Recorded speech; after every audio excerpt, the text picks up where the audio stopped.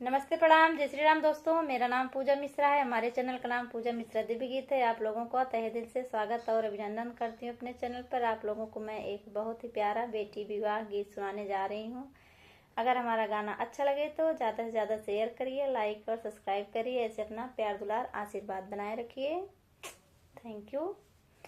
चमे चमे चमकाई बाबा के बखरिया हो, मड़ाए में बैठे सब लोग जी। चमे चमे चमकाई बाबा के बखरिया हो, मड़ाए में बैठे सब लोग जी।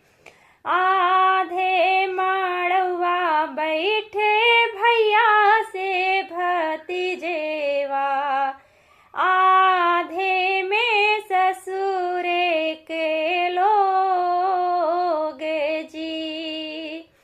आधे माड़वा बैठे भैया से भतीजेवा, आधे में ससुरे के लोग जी। चमे चमे चमकाई बाबा के बखरिया, मड़ाए में बैठे सब लोग जी। आधे माड़वा बैठे भैया से भतीजेवा, आधे में ससुरे के लोग जी। आधे माड़वा बैठे भैया से भतीजेवा, आधे में ससुरे के लोग जी। मड़ाए से बोलाई दुल्हे कावन रामा, सुना धनिया रजे हमारे जी। मड़ाए से बोलाई दुल्हे कावन रामा, सुना धनिया रजे हमारे जी। तनी एक बेनिया डोलावा मोरी धनिया हो, गरमी पड़ई बड़ी जोरे जी। तनी एक बेनिया डोलावा मोरी धनिया, गरमी पड़ई बड़ी जोरे जी। कैसे के बेनिया डोलाई मोरे स्वामी, बैठे हैं नई हर के लोग जी।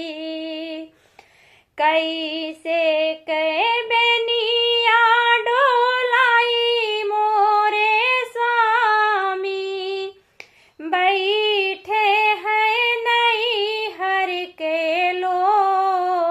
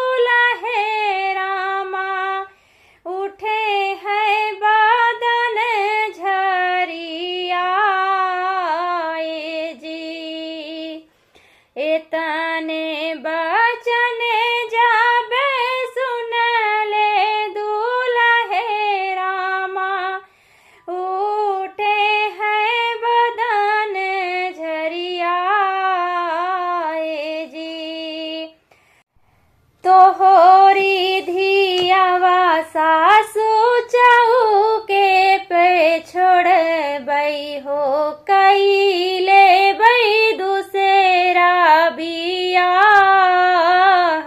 जी।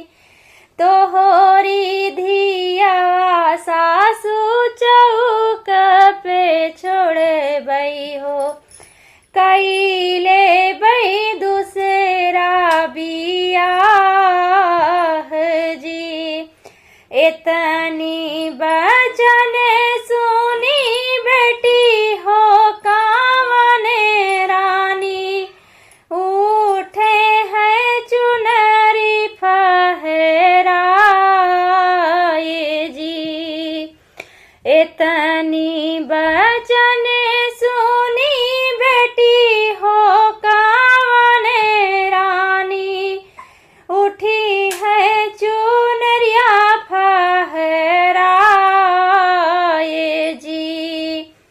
तोहरी ने कारण स्वामी बनब जोगिनिया हो छोड़े दे बई नहीं हर कई लोग जी।